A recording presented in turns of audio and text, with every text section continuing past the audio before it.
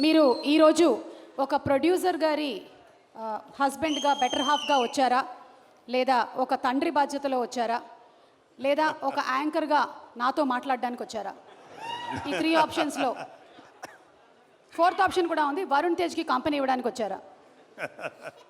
లేదు లేదు, సుమ అద్భుతంగా ఎంకరేజ్ చేస్తుంది కాబట్టి చూద్దామని వచ్చాను. మిగతా అన్ని పద్మజ గారు, ఐఎమ్ సో సారీ. తర్వాత thank you very much. And అంటే నేను స్టేజ్ మీదకి మాట్లాడే ఓపిక లేదు, అని కూర్చొని మాట్లాడతాను. ఇదే అనుకుని మా అందరూ వినండి. ఈ వంశీ ఏదో డైరెక్టర్, వంశీ తోటి ఒక ఐడియా, మన ఫణి గారు నాకు మంచి సన్నిహితుడైన వ్యక్తి, ఇలా ఒక కథ ఉంది వినండి అంటే నేను పెద్దగా పట్టించుకోవాలా, ఎన్నో కథలు వస్తుంటాయి ఏమి వినమంటున్నాడు నేను వదిలేశాను. ఈలోగా న్యూయార్క్ కూడా అని అడిగితే నేను వింటాను అంది. న్యూయార్క్ వినిన తర్వాత నన్ను అడిగింది, ఒక్కసారి ఈ కథ విను నాన్న, నాకైతే బాగా నచ్చింది అంటే, ఏముంది వీళ్ళు అంటుంటారు కదా. సరే, నిన్న ఆ వంశీ అనే అబ్బాయి మాత్రం ఆల్మోస్ట్ ఫైటింగ్లు ఒకటిను డ్యాన్స్లు ఒకటి చేయలే, మిగతా అన్నీ స్క్రీన్ మీద చేసి ఇంక్లూడింగ్ హీరోయిన్ క్యారెక్టర్తో చేసి చూపించాడు. కాకపోతే ఆ పెర్ఫార్మెన్స్ కంటే కూడా బిహైండ్ స్క్రిప్ట్ ఎంత పవర్ఫుల్గా ఉందని నేను అది ఆలోచించాను.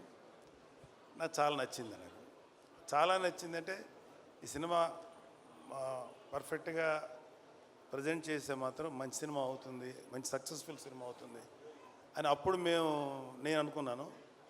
అయితే నేను ఒకటి అనుకుంటాం కుదరదు కదా, చాలామంది విని బాగుంది అనుకున్నారు. అయితే మధ్యలో ఒక న్యూయార్క్ అంటే తను ఒక మంచి న్యూయార్క్ జడ్జిమెంట్, నాకు చాలా నమ్మకం న్యూయార్క్ జడ్జిమెంట్ మీద, చాలా బాగా జడ్జ్ చేస్తుంది. ఎక్సెప్ట్ హర్ ఫస్ట్ ఫిలిం, మిగతా అన్నీ పర్ఫెక్ట్గా జడ్జ్ చేసింది. అది సినిమాలో యాక్టింగ్ కానీ లేకపోతే ఎస్పెషల్లీ ఈ ఓటీటీ ప్లాట్ఫామ్స్. సరే, తనేమందంటే కొంచెం మరి ఆ కమర్షియల్ థింకింగ్ ఉంటుంది కదా, తనేమందంటే ఒక 2-3 నోన్ ఆర్టిస్టులతోటి, అందరూ న్యూ ఫేసెస్ కదా, నోన్ ఆర్టిస్టులతో చేస్తే బాగుంటుంది అని న్యూయార్క్ అంది. నాకేమనిపించిందంటే, వాళ్ళు చెప్పినప్పుడు అందరూ కుర్రోళ్ళు ఫ్రెష్గా ఉన్నారు కదా, మళ్ళీ వీళ్ళ మధ్యలో ఒక నోన్ ఆర్టిస్ట్ ఏంటి, ఏదో నాకు అనిపించింది. బట్ న్యూయార్క్ ఆర్గ్యుమెంట్ ప్రకారం చూసుకుంటే అది ప్రొడ్యూసర్గా అది రైటే, కానీ నేను ఒక సినిమా చూసే వ్యక్తిగా ఇలా కొత్త కుర్రోళ్ళతోటి ఫ్రెష్గా, అంతకుముందు వాళ్ళ మీద ఎటువంటి ఇమేజ్ లేకుండా, అంటే కంటెంట్ మాత్రమే మన బ్రెయిన్లోకి వెళ్తుంది అనే నమ్మకంతో నాకు అది అనిపించలే. నేను అక్కడ డిఫర్ అయ్యాను న్యూయార్క్ తోటి. బట్ అల్టిమేట్గా డైరెక్టర్ అనుకునేది చేశాడు. నేను ఇప్పుడు ఇందాక దిగి లోపలికి వచ్చే ముందు జనరల్గా నేను చుట్టుపక్కల యాంబియన్స్ ఏదో పెద్ద ఆలోచించను, కానీ అక్కడ ఈ పోస్టర్స్ 2 చూసిన తర్వాత చాలా బాగా అనిపించింది. నాకు చాలా ఫ్రెష్గా, చాలా బాగుంది అనిపించింది. అంటే ఒక చిన్న నాస్టాలజీ ఫీలింగ్ ఏంటంటే, చిరంజీవి గారు మొదటి సినిమా పునాదిరాలు చేశారు. పునాదిరాలు చేసేటప్పుడు అన్నయ్య గారు అందరూ ఇంచుమించు ఒక 6-7 మంది కుర్రోళ్ళు అంటూ చేశారు. ఇంచుమించు ఇదే ఏజ్ గ్రూప్ ఉన్నవాళ్ళు అనమాట. అప్పుడు నేను చదువుకున్నాను. నవాబ్ ఇదిగోరా ఈ సినిమా ఇట్లా ఉందని చూపిస్తే, నేను దీంట్లో ఈ క్యారెక్టర్ చేశాను, ఇలా చేశాను అని అన్నయ్య నాతో షేర్ చేసుకున్నాను. అన్నయ్య కూడా ఎంతూజియాస్ట్. అన్నయ్యకి 26 ఏళ్ళకి వెళ్ళిపోయాడు ఇండస్ట్రీకి. ఐ థింక్ వీళ్ళందరికీ అదే ఏజ్ గ్రూప్ ఉంటుంది, 22, 23, 24. సో 25 ఏళ్ళకి అన్నయ్య నాతో షేర్ చేసుకుంటుంటే, మాకు కూడా మా అన్నయ్య సినిమాలో యాక్ట్ చేస్తున్నారు కదా, అదొక చిన్న సాటిస్ఫాక్షన్ ఉండేది. సో అక్కడ కూడా విలేజ్లో వీళ్ళందరూ యంగ్స్టర్స్ అందరూ చేస్తుంటే, బహుశా అలాంటి ఫీలింగే వీళ్ళలో కూడా వచ్చి ఉంటుందేమో, అలాంటి ఎమోషన్స్ వచ్చి ఉంటాయేమో అనిపించింది. అలాగే మనూరు పాండవులు చేసినప్పుడు కూడా అందరూ ఇంచుమించు ఒక భానుచందర్ కాదు, ప్రసాద్ బాబు గారు తప్ప అందరూ కొత్త వాళ్ళే, అది 5గురు. సో నాకు అంటే ఇప్పుడు పెద్ద హీరోస్ ఉన్నారు ఇక్కడ, అడవి శేషు ఉన్నారు, వరుణ్ బాబు, తేజు, ఇంకా చిరంజీవి గారు, పవన్ కళ్యాణ్ గారు, డిప్యూటీ డిప్యూటీ సీఎం ఇవన్నీ కాకుండా ఇంకా వెంకటేష్ గారు, నాగార్జున గారు, ఎన్టీఆర్, నేమ్ ఎనీవన్, అల్లు అర్జును, లేకపోతే ఇంకా చరణ్ బాబు, ఇంతమంది ఆర్టిస్టులు వీళ్ళందరూ సినిమాలు చూసేటప్పుడు ఏమవుతుందంటే వాళ్ళకు ఒక ఆరా ఉంటుంది, ఏదో జరిగిపోతుంది, ఏదో చేస్తారు అనే ఎక్స్పెక్టేషన్తో వెళ్తారు. ఇలాంటి సినిమాలకి కేవలం ఒక మంచి పబ్లిసిటీతోటే ముందుకు వెళ్తే 100% సాటిస్ఫాక్షను ఇలాంటి సినిమాల్లో వస్తుంది. ఎందుకంటే మాకు ఏ ఎక్స్పెక్టేషన్ లేకుండా చూడటం వల్ల. సో నాకు ఈ మధ్యకాలంలో శేఖర్ కమ్ములు గారి, ఈ మధ్యకాలం కాదు చాలా కాలం అయింది, శేఖర్ కమ్ములు గారి సినిమా ఒకటి వచ్చింది, హ్యాపీ డేస్. ఎస్, ఆ తర్వాత అంటే ఎక్కడైతే యంగ్స్టర్స్ ఉంటారో అక్కడ ఏంటంటే నాకు అనిపించేది వాళ్ళలో ఎనర్జీ ఉంటుంది, ఒక తెలియని ఎనర్జీ ఉంటుంది.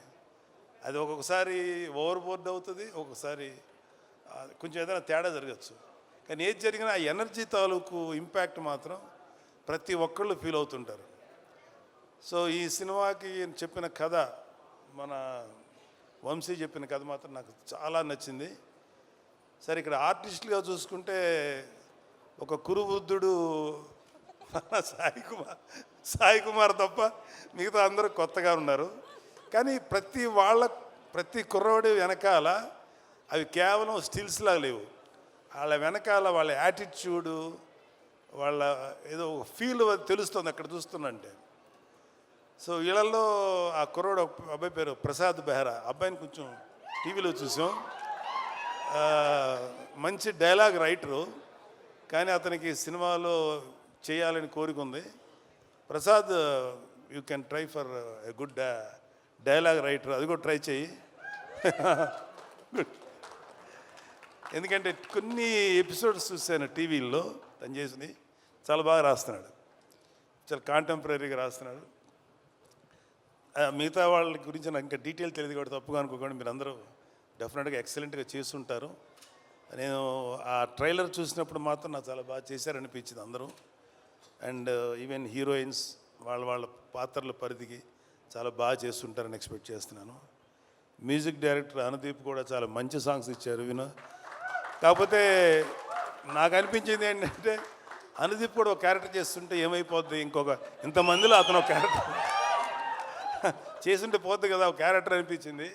కానీ డైరెక్టరు నిన్ను తొక్కేసాడు అనుదీప్. మిగతా ఆర్టిస్టులు అందరూ కలిసి నిన్ను వస్తే నువ్వు ఎక్కడ డామినేట్ చేస్తావు నిన్ను తొక్కేశారు, నిన్ను కేవలం బిహైండ్ ది కెమెరాను పెట్టారు. Thank you. అండ్ మా స్నేహితుడు, నా ఆత్మీయుడు, మా ఫణి, ఒక చిన్న అతను వేరే బిజినెస్లు ఎంతున్నా సరే అతనికి ఒక సినిమా చేయాలని ఒక చిన్న పిచ్చి అంటారా, లేకపోతే ప్యాషన్. తను ఏంటంటే నేను నిహారిక గారి బ్యానర్లో కలిసి చేద్దాం అనుకుంటున్నాను. ఎందుకంటే నిహారిక గారికి ఒక మంచి టేస్ట్ ఉంది, లేకపోతే ప్రొడక్షన్లో గ్రిప్ ఉంటుంది, జడ్జిమెంట్ బాగుంటుంది. సో తనతో చేస్తే నాకు కూడా ఒక టేస్ట్ ఉంది. సో ఒక మంచి ప్రాజెక్ట్స్ వస్తాయేమో అనే ఉద్దేశంతో అంటే నిహారిక ఒక మంచి కథ వినిన తర్వాతే డిసైడ్ చేస్తానని చెప్పింది. కథ వింది, చక్కగా నాకు చెప్పి అంత ఓకే అయింది. I'm very thankful to all of you. And ఈ సినిమా మాత్రం నాకెందుకో గట్ ఫీలింగు, అంటే ఈ సినిమా బేసిక్ కథ గుర్తుంది నాకు, చాలా సీన్స్ గుర్తున్నాయి. మధ్యలో 2-3 చోట్ల కొన్ని సీన్స్ వంశీ చెప్పినప్పుడు కొంచెం గొంతు చోక్ అయింది. అంటే కళ్ళనీళ్ళు రాక గొంతు అలా పట్టినట్టుగా పట్టింది. అంత బాగా ఎమోషన్స్ డీల్ చేశాడు. ఇంకా సినిమా గురించి చాలా చెప్పి సినిమాని చెడగొట్టడం నాకు ఇష్టం లేదు. కాకపోతే ఈ సినిమాలో ఒక ఫినిషింగ్ టచ్ మాత్రం మీకు ఎక్కడో ఎవరినో ఒక ప్రముఖ నాయకుడిని చూసిన ఫీలింగ్ అయితే వస్తుంది. అతను అది ఇప్పుడు నాయకుడు కాదు, ఎలక్షన్స్కి ముందు యుద్ధం చేసినటువంటి ఒక నాయకుడు మీకు గుర్తొస్తారు. అంతవరకు చెప్పగలను. Thank you. And I'm very happy and I'm proud of my daughter. Of course మా అబ్బాయిని చూసి కూడా గర్వపడుతున్నది వేరే సంగతి. మా అబ్బాయినే కాదు, మా మేనలుడు, ఇంక్లూడింగ్ అక్కడ అడిశేష్ ఉన్నాడు, అడవి శేషు కళ్యాణ్ బాబు గారిది పంజాలు యాక్ట్ చేసినప్పుడు అడవి శేషు మీద కోపం వచ్చేంత విలన్ క్యారెక్టర్ చేశాడు. ఎవడరా బాబు ఇంత దుర్మార్గుల్లో ఉన్నాడు అనిపించింది. కానీ అతని ఇంటెన్స్ యాక్టింగ్ చూసి అమ్మాయి ఆ కోపం వచ్చిందంటే అర్థం ఏంటి, అతను అంత ఇంటెన్సిటీ అనిపించింది. ఆ తర్వాత అతను హీరోగా మారి వండర్ఫుల్ ఫిలిమ్స్ చేశారు. ఒకటే చెప్తున్నాను ఇవాళ ఇంకొక చిన్న విషయం. సుమా, can I speak to sir? మాకు మాట్లాడితే మమ్మల్ని మెగా ఫ్యామిలీ, వీళ్ళు తప్ప ఇంకెవరు ఉండరు అనేటువంటి అలా కొంతమంది ఫ్యామిలీస్ మీద ఈ పనికి మాలిన మాటలు మాట్లాడే ఎదవలు చాలామంది చూస్తారు. మాకు అలాంటి ఫీలింగ్ లేదు.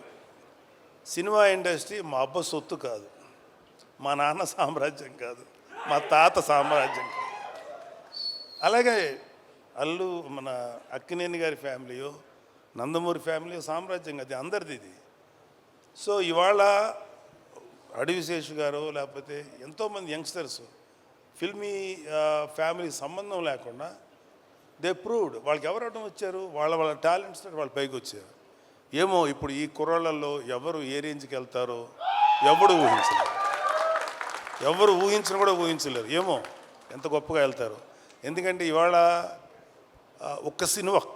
ఒక సినిమాలే కాదు, ఎన్నో ఓటీటీ ప్లాట్ఫామ్స్ ఉన్నాయి. వాటిలో దేంట్లో వచ్చినా అద్భుతమైన పేరు వస్తుంది. సో ప్రతి వాళ్ళు ఫస్ట్ ఏంటంటే ఒక మంచి కంటెంట్ ఉన్న సినిమాకి, కథ ఉన్న సినిమాకి ట్రై చేయండి. అంతేగాని ఒక గుద్దితే ఆడెక్కడికో వెళ్ళిపోయి కొట్టేసుకొని మాట్లాడితే హీరోయిన్ కనపడగానే గబగబా డ్యాన్స్ చేసి ఇలాంటి కథలకు మాత్రం మీ యంగ్స్టర్స్ ఎవరు అట్రాక్ట్ అవ్వకండి. కంటెంట్ ఏంటో చూడండి. ఆ విషయంలో నాకు శేషు నచ్చుతాడు అండ్ వరుణ్ బాబు నచ్చుతాడు. ఈ మధ్యన మా తేజు నచ్చుతున్నాడు. విరూపాక్ష చేశాడు కాబట్టి చెప్తున్నాను. అంటే అంతకుముందు మా తేజు కొంచెం కమర్షియల్గా వెళ్ళాడు, తర్వాత విరూపాక్ష నుంచి తన ట్రెండ్ మార్చేసుకున్నాడు. విరూపాక్ష అండ్ ఇంకొకటి ఏదో రిపబ్లిక్ ఇలాంటివి చేశాడు. సో ఒక వరుణ్కి నాకు ఒకసారి డిస్కషన్ వచ్చింది, ఎందుకురా నువ్వు కొంచెం కష్టమైన క్యారెక్టర్లు సెలెక్ట్ చేసుకుంటావు, చాలా కమర్షియల్ సినిమాలు చేయొచ్చు కదా అంటే, నాన్న ఒక 100 సినిమాలు రిలీజ్ అయ్యనుకున్నానా, అందులో ఒక 10 సినిమాలు కొంచెం డిఫికల్ట్గా అంటే కొత్తదనంగా ఉంటాయి. వాటిల్లో కనీసం ఒక 5 సినిమాలన్నా ఆడటానికి అవకాశం ఉంటుంది. 90 సినిమాలు రెగ్యులర్ కమర్షియల్ సినిమాలు ఉంటాయి. ఈ 90 సినిమాల్లో ఒక 10-15 ఆడతాయి. మరి ఎక్కువ ఆడుతున్నాయి కదా అన్న, కానీ రేషియో చూసుకున్నాను 90లో 10 ఆడతాయి, ఇక్కడ 10లో 5 ఆడతాయి. కాబట్టి ఎప్పుడు కూడా ఒక కొత్తదనం కోసం వెళ్తేనే యాక్సెప్ట్ చేస్తానని చెప్పి, అది నాకు చిన్నవాడైనా వాడిచ్చిన రియలైజేషన్. అలాగే నిహారిక అంటే కొంచెం సెల్ఫీ వేసుకోవాలి కదా నా పిల్లల గురించి, తప్పదు. ఎవరు సెల్ఫ్ వాళ్ళు వేసుకున్నారు, ఇక్కడ మన డబ్బా మనమే కొట్టుకోవాలి కదా. ఏదో గుర్తు రావక్కర్లేదు, నేను సీరియస్గా అంటున్నా. Niharika my sweetest kid. ఎంత స్వీటెస్ట్ అంటే ఇలాంటి చిన్న పిల్లప్పుడు ఒక 3 ఏళ్ళు ఆ టైం ఉన్నప్పుడు ఇంకా స్టార్ట్ అవుతుంది కదా, 4 ఏళ్ళ తర్వాత 5 ఏళ్ళ తర్వాత అమ్మ ఇండిపెండెంట్గా పడుకోండి అంటే ఆ బెడ్రూమ్లోకి వెళ్ళి పడుకునేది. వాళ్ళమ్మ వంటింటికి వెళ్ళాక సైలెంట్గా వచ్చి నేను ఇక్కడే పడుకుంటాననేది. సరే అమ్మ, మరి మీ అమ్మ తన్నేసి బయటికి పంపుతుంది కదా, అమ్మ చూడకుండా దాచిపెట్టేది. అప్పుడు నా షర్ట్ తీస్తే షర్ట్ లోపల దాక్కునేది. అప్పుడు ఇంత ఉండేది కదా, ఇంతే ఉండేది. దాక్కొని పడుకొని పద్మ వచ్చేది, ఎక్కడుందని దాని తెలుసు, పడుకుంది. పద్మ లేదు, పద్మ ఇక్కడ అని చెప్పాడు. ఇలాగేదో సో ఒకటే చెప్తున్నాను. ఇప్పుడు ఇందాక ఒక పాప ఎవరో ఎమోషనల్ అయ్యింది. ఇవాళ మన కళ్ళ ముందు ఆడపిల్లలు ఎంత గ్రోత్ చూపిస్తారు, ఎంత గొప్పగా ఎదుగుతారనేది మన సుమ. నాకు తెలిసినంత వరకు సుమ కామెడీగా మాట్లాడుతుంది, సరదాగా ఉంటుంది. కాబట్టి నేను ఎప్పుడు సుమాని కామెడీగా తీసుకోను. ఎందుకంటే నాకు తెలిసి ఈరోజు కాకపోయినా ఇంకొక 1 year తర్వాత 2 years తర్వాత అయినా డెఫినెట్గా సుమ ఒక legendary anchor, legendary host. Suma చాలా గ్లామరస్గా స్టైలిష్గా ఉండదు. సుమ ఎక్కువ ఏమన్నా, కానీ సుమ స్టేజ్ ఎక్కిందంటే దుమ్ము దులిపేస్తుంది. నేను చూసిన సుమ ఉందా పర్లేదు కొంచెంసేపు మనకి టైం పాస్ అవుతుంది అని, అలా ఉంది సుమ. జబర్దస్త్ వాళ్ళ అదృష్టం ఏంటంటే అప్పటికి జబర్దస్త్ వాళ్ళు రాకముందు సుమ ఇండస్ట్రీకి వచ్చింది. సుమ జబర్దస్త్కి రాకుండా చాలామందిని కాపాడింది. అంత గొప్ప అంటే ఆడవాళ్ళలో అంత కామెడీ ఉంటుంది అనేది నాకు కూడా అందలేదు. సుమని చూసిన తర్వాత అమ్మ తక్కువ వాళ్ళు కాదురా బాబు. అలాగా ఆడపిల్లలందరూ కూడా జస్ట్ బ్రేక్ యువర్ చైన్స్. ఎవడు కూడా మిమ్మల్ని ఆపడానికి ట్రై చేస్తే మాత్రం మీరు ఆకండి. Prove yourself. The world is yours. ఈ ప్రపంచం మగవాళ్ళది ఒక్కడిదే కాదు, ఆడపిల్లలది కూడా, మీది కూడా. అలాగే ఆడపిల్లలు కూడా ఒకటి గుర్తుపెట్టుకోవాల్సింది ఏంటంటే లిమిటెడ్ థింకింగ్లో ఉండకండి. అమ్మో వాడికి వెళ్తే ఆయన ఏమంటారు, లేదా సార్ ఎవడి కోసం ఎవడు భయపడక్కర్లా. ఇవాళ your all in safe hands. ఇవాళ అటు తెలంగాణలో కానీ ఆంధ్రాలో కానీ ఆడపిల్లలకి అద్భుతమైన సేఫ్టీ ఉంది. ఎవడైనా ఆడపిల్లల్ని కానీ ఏదైనా చేస్తే మా దృష్టికి వస్తే మడత పెట్టి లోపల పెడతాం, తాట తీస్తాం. Don't worry. అమ్మాయిలు పాపలు మీరంతా చక్కగా కష్టపడి మంచి పేరు తెచ్చుకోండి. నాకు ఇంకా అమ్మాయిలు ఇంకా సినిమా ఇండస్ట్రీలో కేవలం గ్లామరస్గా ఉండే క్యారెక్టర్లు కాదు, డైరెక్టర్లు అవ్వాలి, కెమెరామెన్లు అవ్వాలి, మ్యూజిక్ డైరెక్టర్స్ అవ్వాలి. ఇంకా చాలా గ్యాప్ ఉంది. ఇదిగో ఈ మగ బ్యాచ్ని అందరినీ కొంచెం డామినేట్ చేయండి మీరు కూడా వచ్చి. Thank you, all the best.